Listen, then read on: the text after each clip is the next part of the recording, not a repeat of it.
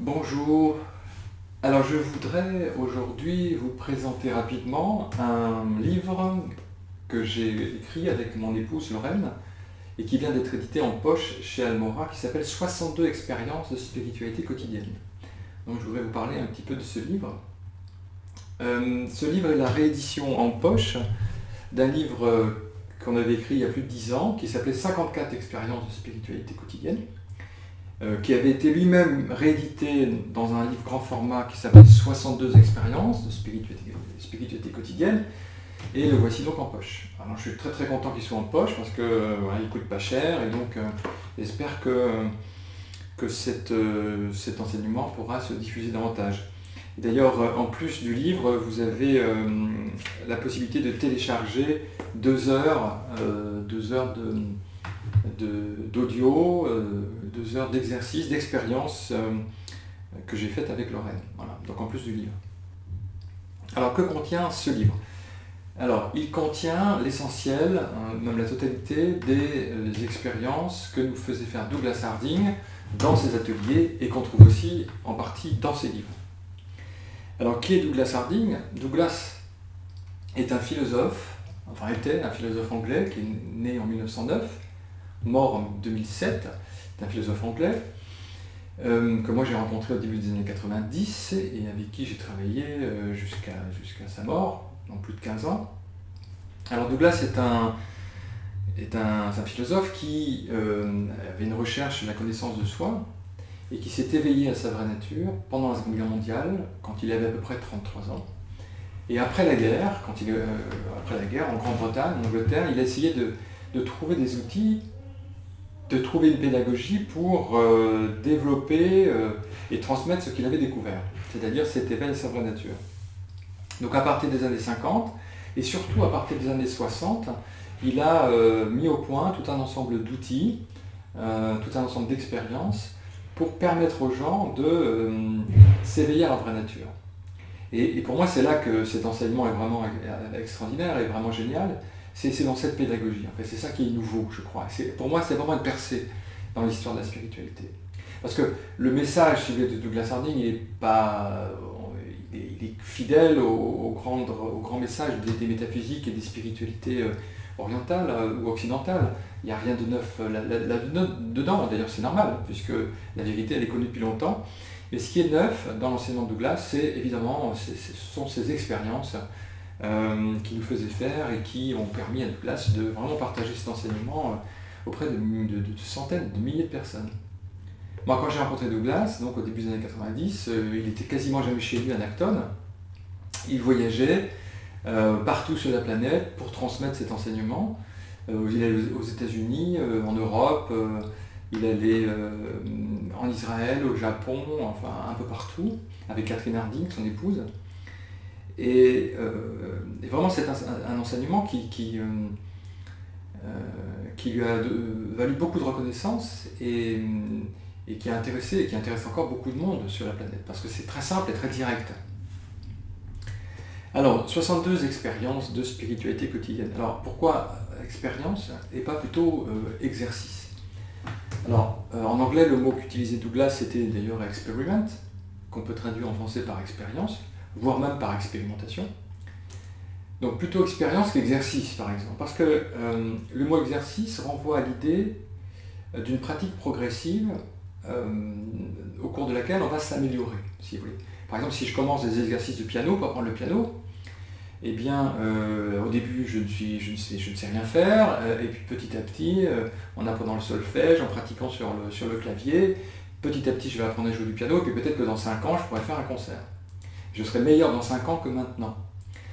Alors c'est très différent avec ces expériences, parce que dès le premier moment où vous voyez votre vraie nature, et ça arrive dès la première expérience, ou dès la seconde, donc dès que vous voyez votre vraie nature, c'est parfait.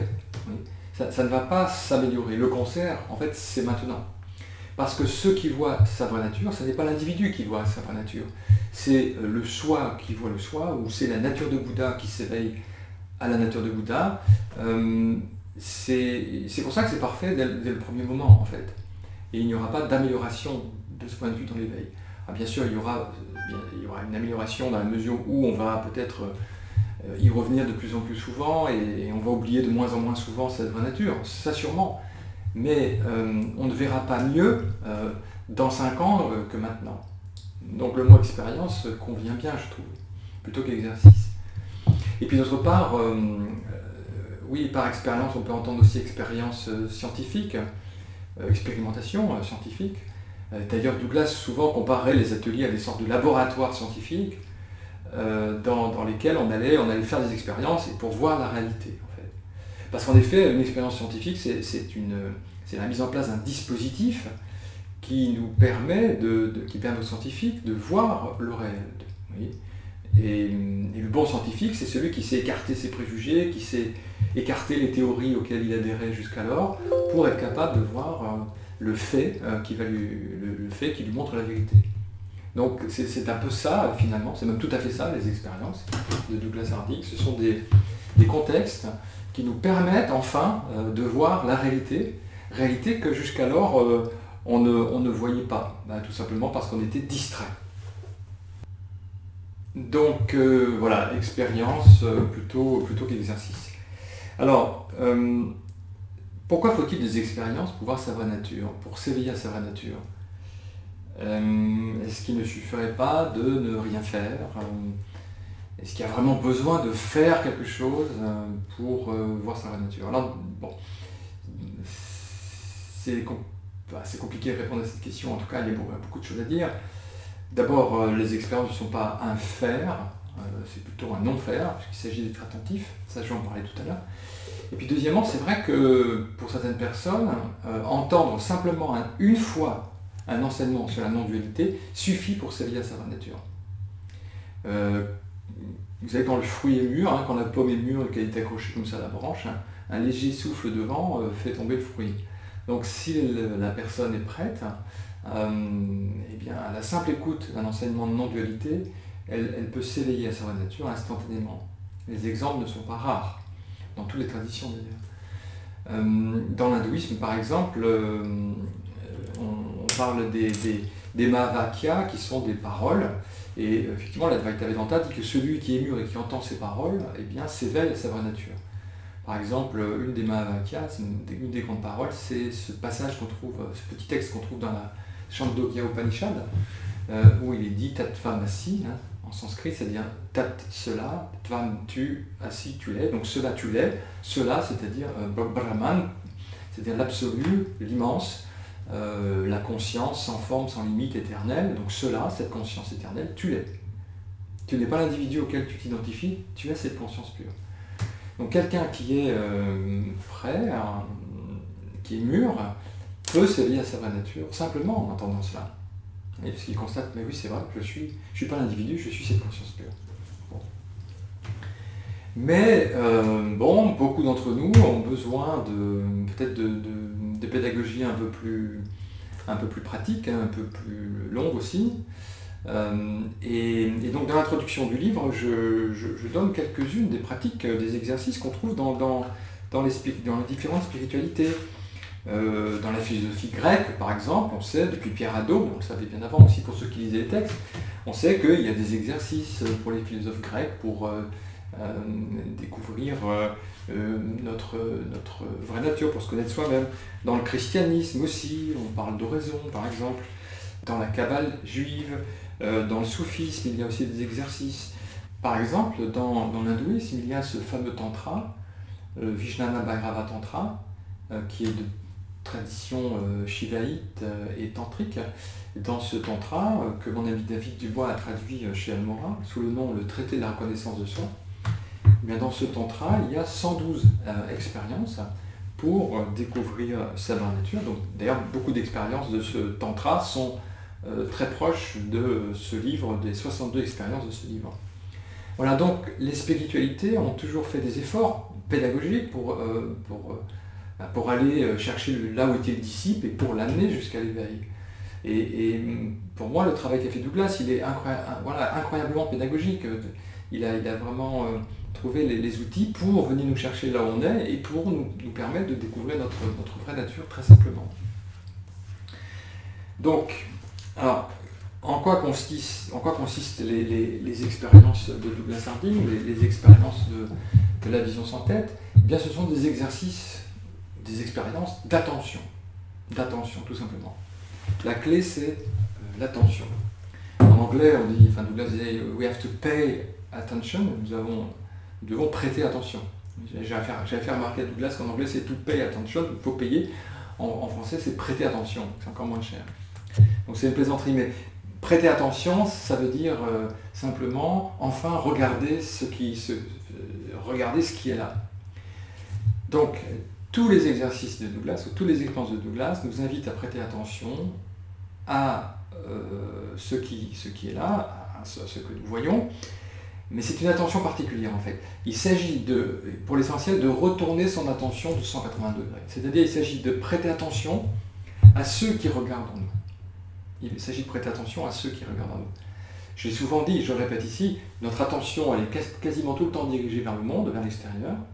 On regarde vers là, mais on n'est pas attentif à la source du regard. On écoute, mais on n'est pas attentif à la source de ce qui entend. On goûte, et on n'est pas attentif à ce qui perçoit les saveurs. On sent, mais on n'est pas attentif à celui qui hume, à celui qui perçoit les odeurs. Vous voyez? Donc, notre attention est dirigée vers l'extérieur, jamais ou très rarement vers la source.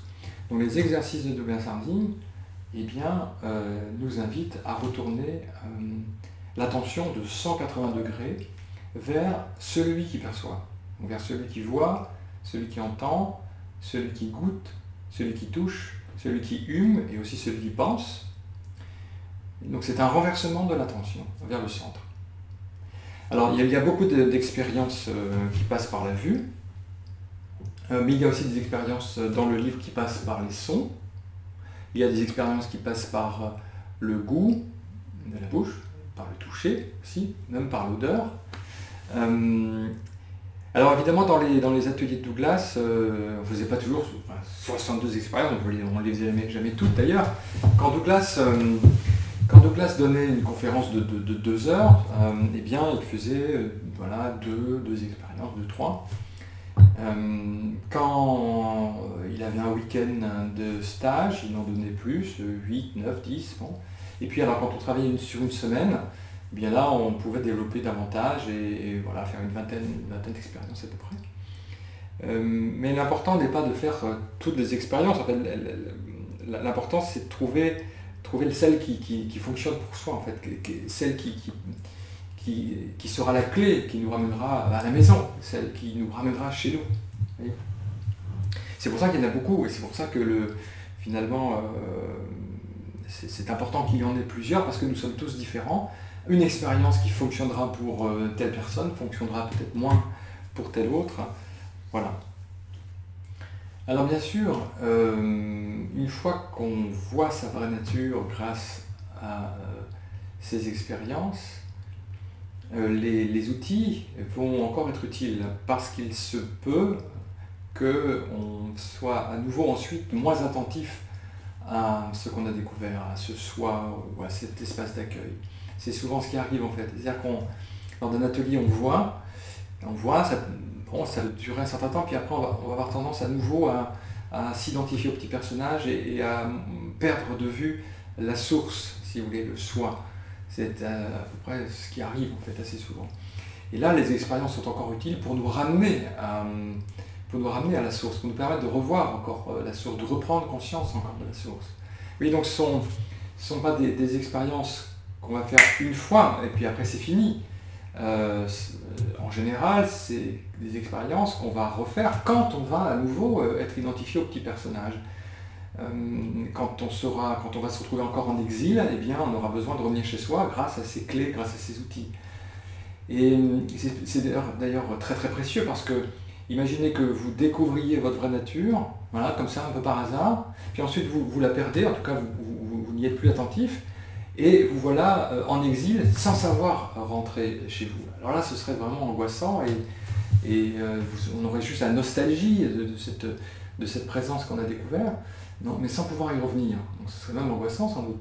Donc là, avec les clés, si vous voulez, de ces expériences, on sait comment faire pour y revenir en fait. On a la clé pour rentrer chez soi, on connaît la route en fait. Vous voyez, et c'est ça qui est important. Ce qui est important aussi pour moi dans ces expériences, c'est que ces expériences, en fait, ces petits outils, vous pouvez les utiliser n'importe quand.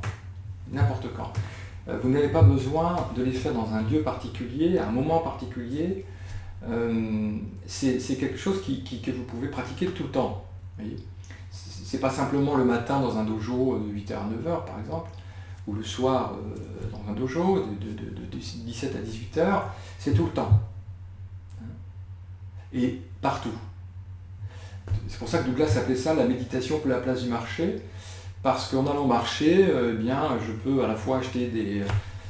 c'est quoi les fruits de saison en ce moment? Mettons des oranges, et en même temps voir ici l'espace d'accueil dans lequel apparaissent les oranges et le marché. Oui. Et je n'ai pas besoin non plus de moments privilégiés, ça peut être tout le temps en fait, tout le temps, n'importe quand, dans la rue, chez moi, au travail, en marchant, en étant assis, en prenant le métro, en étant dans la nature, dans Paris, partout en fait, et tout le temps, je peux prendre conscience de moi. Donc, ça, vous voyez, c'est ce qui permet finalement d'intégrer la totalité de notre quotidien dans cette pratique. Et pour moi, en tout cas, ça a été vraiment une aide hyper précieuse, quoi. C'est-à-dire pouvoir intégrer tout mon quotidien dans cette pratique. Et donc là maintenant, voilà, quel que soit le moment, quel que soit le lieu, quelle que soit l'activité, je peux prendre conscience de l'espace d'accueil, je peux revenir à qui je suis, tout le temps en fait. C'est ça qui est merveilleux, et c'est pour ça que j'ai une gratitude mais infinie envers Douglas Harding et envers ces expériences. Et alors d'ailleurs, bon là il y en a 62, mais depuis que j'ai écrit ce livre, il y en a eu d'autres de trouver en fait, hein, j'aurais pu en faire 65, parce qu'en fait on peut constamment trouver de nouveaux outils pour prendre conscience du soi. Depuis la disparition de Douglas, des amis ont trouvé d'autres outils, et donc la source continue de cibler, d'être inventive pour nous ramener à elle en fait. Hein. Et ce qui est aussi formidable pour moi avec ces expériences, c'est que, bon, vous voyez, Douglas n'est plus là puisqu'il est mort en 2007, mais on n'a pas besoin de Douglas pour que ces exercices, pour que ces expériences fonctionnent. Douglas, c'est ce qui nous mène ici, ce qui nous mène au soi, ce qui nous éveille au soi, c'est pas Douglas en fait, c'est l'expérience elle-même. Donc c'est pourquoi dans cette voie, il n'y a pas de maître. Douglas n'a jamais été un maître, même s'il était celui que je considère comme un génie, mais ce n'était pas un maître, c'était un ami. C'était un ami. Un ami qui nous montrait comment nous pouvions rentrer chez nous. Et donc depuis son départ, les expériences fonctionnent très très bien. Encore, moi je donne des ateliers par dizaines, soit chez moi, soit en France, soit en Belgique. Et puis il y a aussi des rencontres sur Internet. Richard Land en Angleterre, aux États-Unis donne aussi beaucoup d'ateliers. Et ça fonctionne très bien. Je veux dire, on a Douglas, en fait, c'était sa grande générosité, en fait, déjà de son vivant. Il nous avait montré que il n'était pas indispensable pour qu'on voit notre vraie nature. Il disait souvent, ces expériences ne sont pas venues grâce à Douglas, mais malgré Douglas. C'est la source en fait qui a donné ces expériences à travers Douglas finalement. Et donc le cadeau merveilleux qu'il nous a fait, c'est finalement de nous rendre libres de lui, quoi, puisque ces expériences nous permettent encore et encore de nous éveiller à nous-mêmes. Voilà, et donc quand on se réunit ensemble pour partager ces expériences, il n'y a pas un gourou, il n'y a pas un maître, c'est des amis qui partagent ensemble le trésor de notre vraie nature.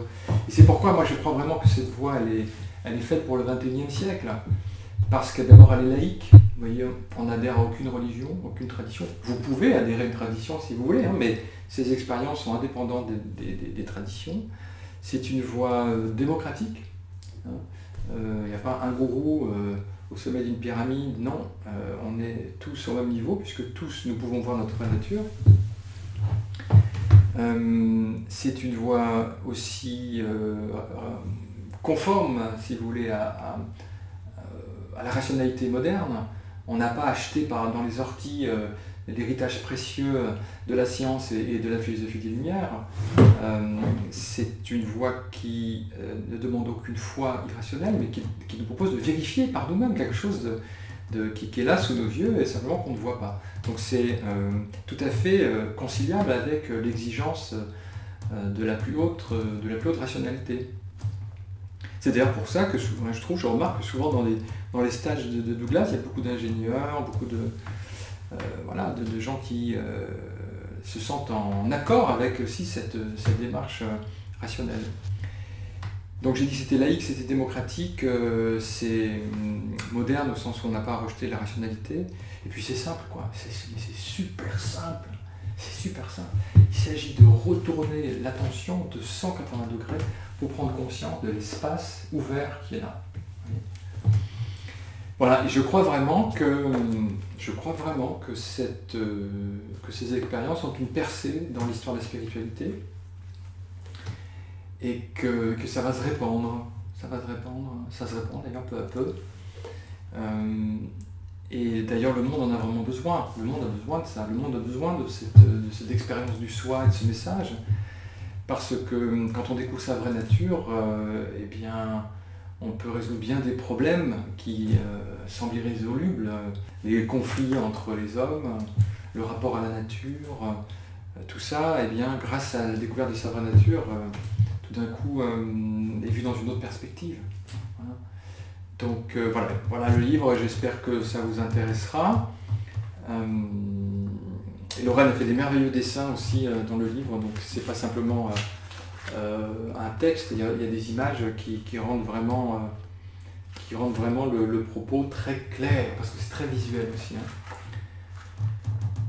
Voilà, et bien alors à bientôt.